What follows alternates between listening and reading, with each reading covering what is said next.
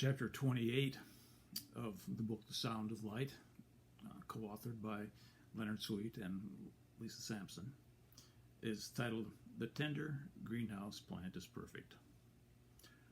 Some deem the mighty oak and towering redwood superior to other beautiful plants in the garden. Really? Is the bristlecone pine less impressive than the hummingbird orchid? Both are beautiful in their own right. Both are created to be just as they are, visible unveilings of the invisible. God has placed them perfectly. In colder climes, we cultivate tropical plants in greenhouses. But a greenhouse doesn't negate their created wonder or cast the spell of inadequacy upon their existence.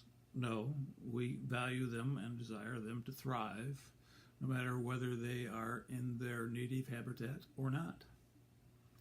Life takes all of us, you and me, to a place where the freezing rains and thrashing winds are no longer sufferable or habitable. That's when God sweeps open the greenhouse door and welcomes us with love divine, all loves excelling. It is a place of tending and mending until the day the door opens to reveal that spring has arrived. Perhaps you felt that in your life at times. You were taken aside and restored and refreshed. Maybe a friend invited you to be with them, or a movie gave you hope. Perhaps a book transported you to a reality where you realized life could be so much more. This wellspring arrives in more ways than the human mind can conceive. Friend, these were just glimpses of an eternal spring of God's love in all its fullness. This spring awaits your recognition and release. The door opens at the slightest press of your palm. It welcomes you, fragile as you may feel, into the place that has been prepared for you, the place that is perfect for you.